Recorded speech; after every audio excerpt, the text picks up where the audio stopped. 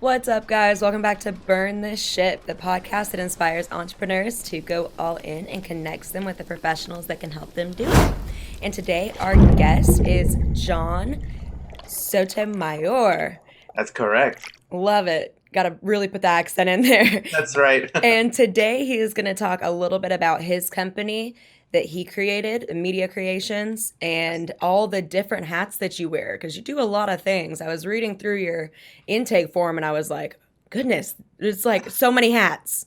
Right, right. You got to when you're in publishing, I think. Yeah. So tell us a little bit about yourself. What'd you do before this? How'd you kind of get into this? Okay, absolutely. Well, I'm originally from New York City, born and raised in Manhattan. Went to college in Rochester, New York, so University of Rochester. Then went on to law school in Washington, D.C., but didn't finish that degree. This is part of my story. This was in the early 90s, so not much going on with the LGBTQ community, of which I'm a member of. Mm-hmm. So, long story short, I decided to leave school early, didn't finish the degree. I worked as a litigation paralegal for 10 years and then decided I'm kind of going to go as high as I can with this. Let me look at something else. And I always loved writing. So that's what I did next. And I started as a entertainment reporter for a company known as ETV Mm-hmm. in New York City, and then expanded my freelance writing with that. That's what led to the development of my company here in Florida, Sotomayor Media Creations LLC. The way that started was I did that to manage my freelance work, but most particularly for my first international correspondence assignment in Islamabad, Pakistan. There was so much going on with that assignment. Yeah, exactly. Yeah, dang. I had to get special permissions to travel from Washington, D.C., get certain insurances done for myself, for my safety, make sure that things were set up through Skype for my editor in case anything went wrong. Mm-hmm. So that's what all fell under my company name. So that's how it first started. It escalated from there, taking on more freelance work with clients like Florida Trend, Florida Travel and Life. And some of those clients, like Ocala Magazine, became my next steady work. So I increased my experience through working with different publications. And then finally in 2016, created my own magazines. That also included radio shows and other things, as you mentioned. So full media company. So I feel like with publishing, I feel like New York would be a good place to stick that out in. So what made Yes, you move to Florida? yes, that's correct. My reason for moving to Florida were more personal reasons. Family brought me here. Okay. So yeah, and when I arrived to Ocala, which is where my company is based out of, I initially thought of going to Tampa or Miami with bigger populations and all that.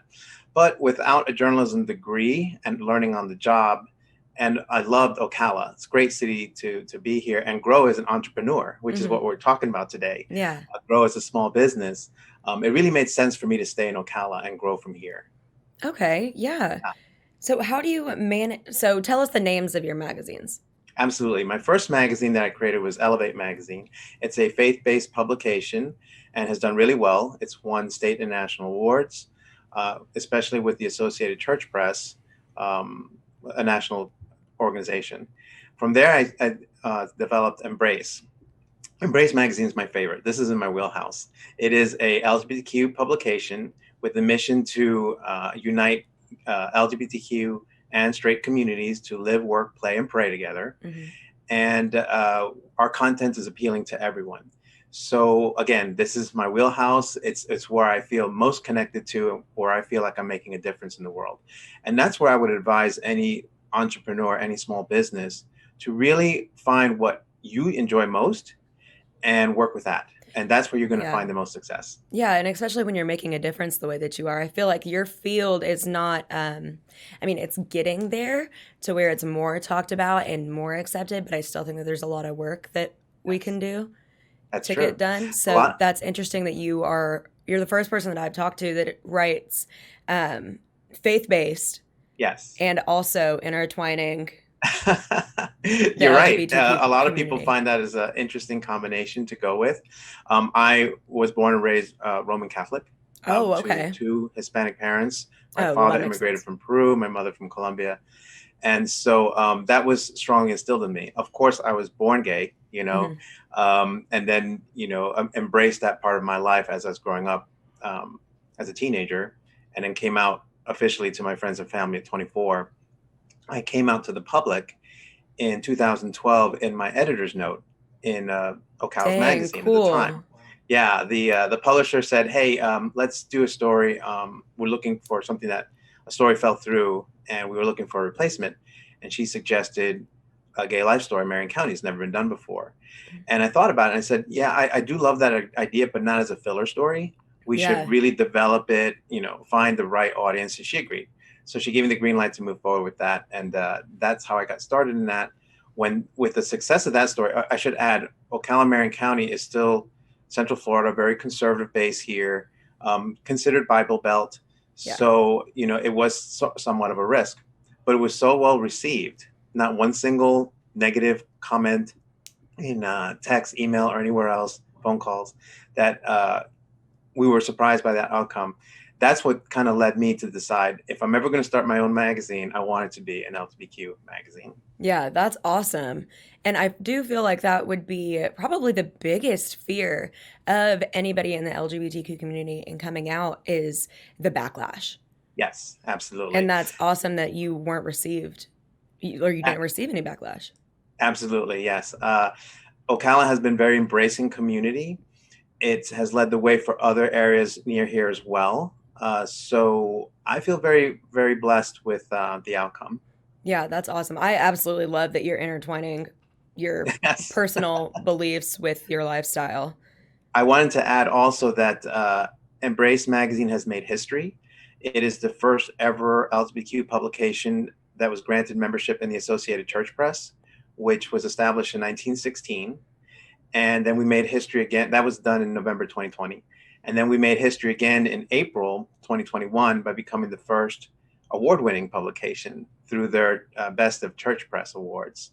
So again, my point in making this magazine is to make an impact in Hmm. the community, impact in the world, and I feel that that's what is happening with this magazine, and that's what drives myself and my team towards more success.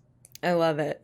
Yeah, that's a big thing when I am talking to businesses is um I mean even people that have nonprofits, if they're not passionate about it, it is not Right. entertaining. It's Absolutely. not We must entertaining have for passion. me because I feel like you don't care about it. When you're really passionate about something, it comes off.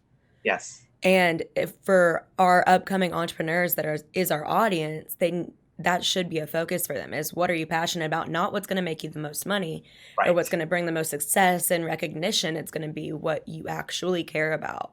Right. Absolutely. If I can go back, what I said earlier about my career, I first went to school to study mechanical engineering because I just kind of love the science. My family members do that, but it really wasn't for me. The skill Mhm. set wasn't there for what needed to be done for that career. When I went to law, I did it for all the wrong reasons too. The idea of glory, the idea of money, the idea Money, of social yeah. status, but that again was not enough. What really makes the difference is doing what I feel I was meant to do and I have a strong passion for. Yeah. So I Because would advise anybody else to do the same. that's the key is being passionate about it because you put more time and more effort into it. And especially when Absolutely. you're making a difference the way that you are. Thank you. Absolutely. So tell us, developing, I mean, your magazines, your media creations company. How did you start the media creations company? Sure. Sotomayor Media Creations LLC started in 2008 simply by going through the Florida system, which is sunbiz.org. So you incorporate yourself. I chose the LLC status because it was great for myself being a sole proprietor. Hmm. It gave me the protections that I needed, and I would advise this to any small business owner to who's starting out their business for the first time. Look into different options for you. What's best? Is it an LLC? Is it a sole proprietorship? Is it an incorporation?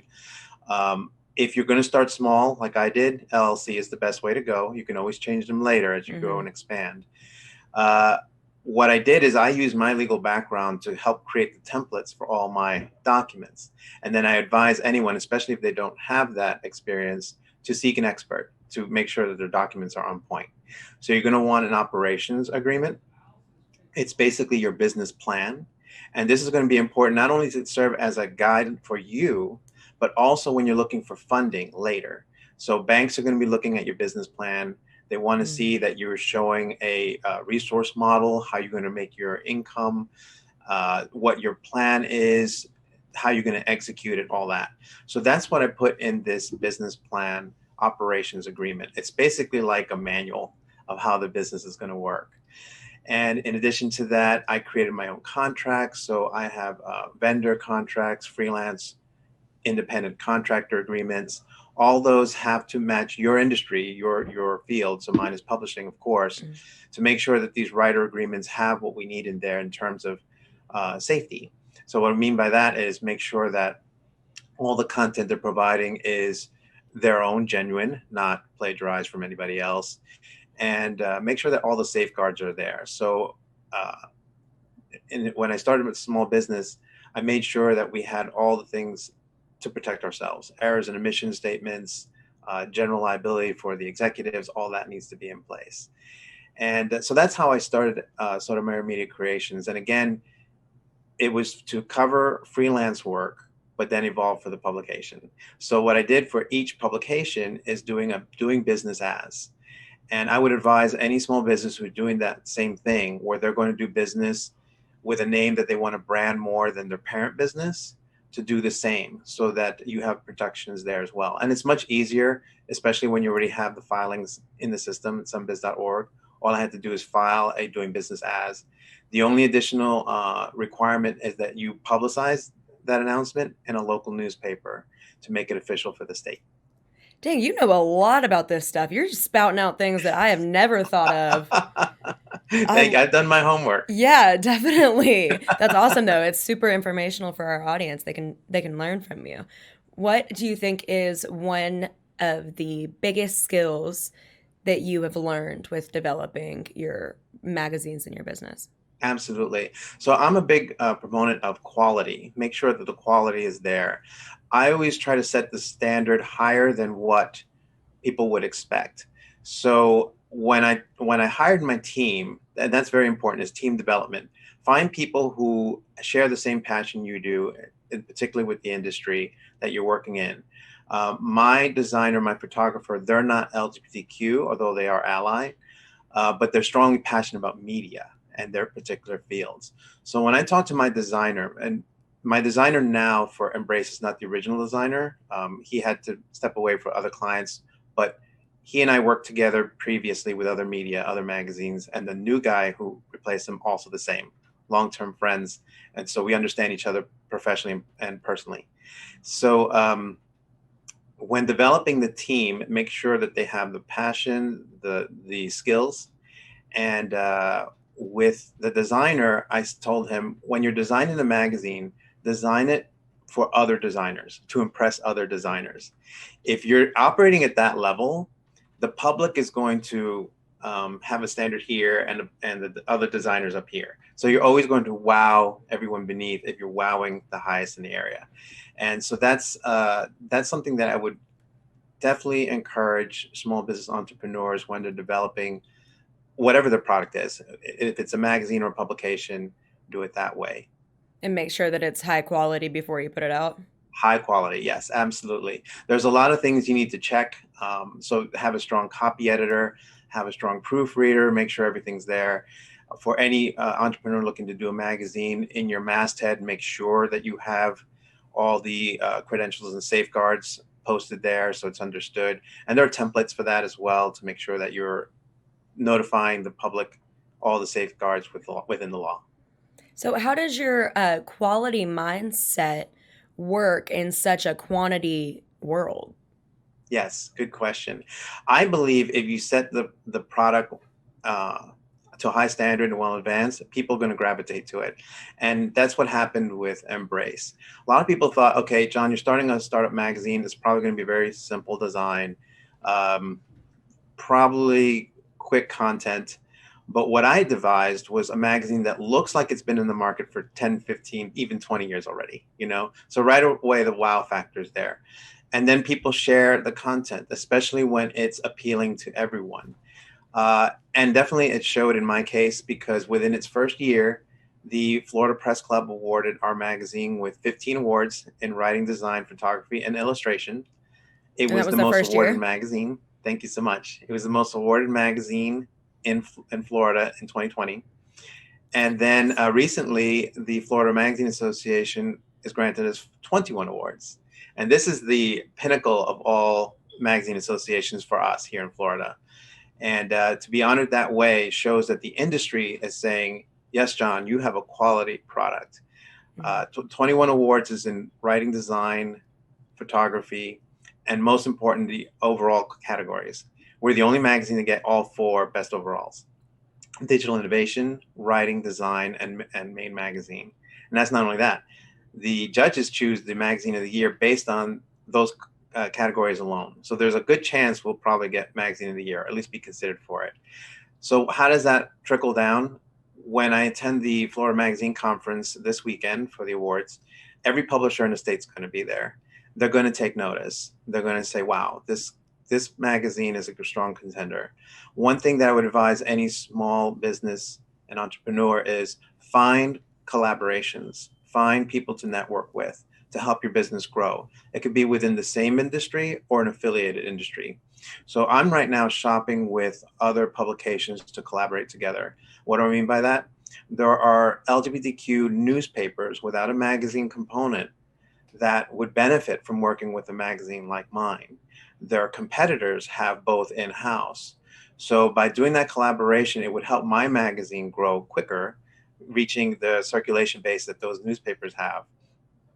And it helps them by having an appealing magazine that would broaden their interest among the readers. If I may show some of the covers for your Yeah, readers here. I just looked over and saw those. I want you to show them off. That's the Wow. premiere issue, and we did kind of like a It's Rolling Stones gorgeous. cover. Yeah, that's a local band, and two of the members are gay, two of the members are straight, and so they're Ocala and Gainesville based. And as you can see from the photography, the photographer was on point with Hmm. getting a Rolling Stones type cover there. That's also nominated amongst the best. We have top advertisers in there like BMW and Ocala Property Horse Properties and Christian Al's hair care products in Dallas, Texas. So the content and the design is on point. This was our Heroes issue, which was published Oh, October 2020. I Yeah, we have love a that. lesbian nurse on the cover, and she went from Ocala to New York City to Elmhurst, Queens to help fight against the virus there. So obviously, heroes. We covered Black Lives Matters, Trans Lives Matters in here, plus local heroes in the LGBTQ community who are up and rising and people need to know about. This is one of my favorite. This is the arts issue. Oh, Yes, look at that cool. cover. That That is is dope. Magnus Hastings. He's a photographer in West Hollywood, and he's done a gorgeous book that he called The Rainbow Revolution that they allowed us to put one of their images on the cover. And then we have a whole photo essay on that. The whole issue is high-end art, basically inside. And then our latest issue, which just came out now, is our business issue. And that there on the cover is Charlie Lapson, who's a jewelry designer. And he just got the account for the Miss Universe. Well, he Oh, had the wow. account for Miss Universe pageant. So was heavily promoting that in his business Oh, right that's there. so cool. Yeah. Wow, your So magazines are super impressive. I'm thank glad that you. you brought them out. Those are incredible. Thank you very much. And anybody looking for the magazine can find it digital form at embracemagazine.us. So if they want to see the digital versions of it, they can do it there. Yeah, I was just about But to ask you that. hmm? I was just about to ask you that, where we can find it online. Yes, that's where you can find it. Mhm. Awesome. Where else can we find you? What's your your Instagram, your website, all that stuff? Sure. Facebook is the same name, embracemagazine.us. We have don't have Instagram yet, working on that, but we have a Twitter account with the same name. And you can also find the digital magazine on their platform, issuu.com. That is ISSUU.com.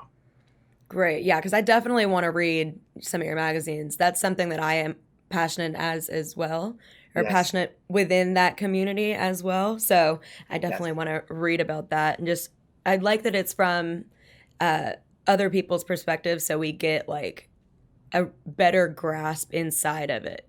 Does that make sense? absolutely. And that's one of the things that I chose to do that's very unique and different. And that's one thing I would recommend to your audience who are entrepreneurs looking to start up, find your element that makes you stand out from everyone else. For us, I applied a consumer of lifestyle variation for regional magazines to the LGBTQ magazine. Usually they're monthly, the local regional lifestyle magazines, and they usually have a theme within them. So Parade of Homes would be in March per se when that industry is going on. The arts issue would be in September, or the charity issue in November. They'll have different things like the travel edition. You get it. So LGBTQ magazines don't really do that. And so I applied that element. That's why you'll see the heroes issue or the arts issue, and focus the branding on that. That helps attract your consumer base who's going to be reading the magazine, as well as your advertisers who wants to build their brand around that campaign. Yeah, and that's a great idea. Innovative. Thank you. So tell our audience what burning their ship, starting their own company, going all in, tell them what it has done for you and why they should do it as well. Oh my goodness, it's life changing. I've worked long hours in the legal field before, 16-hour days, and it felt like work. I do the same amount of work here, and it doesn't feel like work at all. I enjoy doing this every day. What I love about publishing work is that it's never the same thing daily. The elements change, and I'm the kind of person who loves diversity. I get bored with routine. So being able to go to events and find out about what's happening around your area and share that information with others, that is key to me. I love taking topics of interest, like we covered the COVID story or the Black Lives Matter story, and offering a different point of view that others may not have heard. For instance, in our COVID coverage, we covered how it affected the LGBTQ community. What are the additional concerns when someone has HIV, for instance, or even smoking and vaping? I have not heard any other magazine cover what the effect is when you're already a smoker or you're vaping with that. Your chances of catching the virus increases, or having the medical complications due to respiratory increases because of what you're already doing to your lungs. So that's the kind of information that we felt was very important to share out there that others are not covering. I love it. Awesome. Well, thank you so much for coming on and taking the time to talk with us. Our audience will definitely learn a lot from you. So y'all reach out, go find them, read the magazines, because I know that I'm going to look them up as soon as we get done with this. Okay. Thank you so Kellie. much, John. Have a good rest of your day. You too. All right. Bye, y'all. Bye.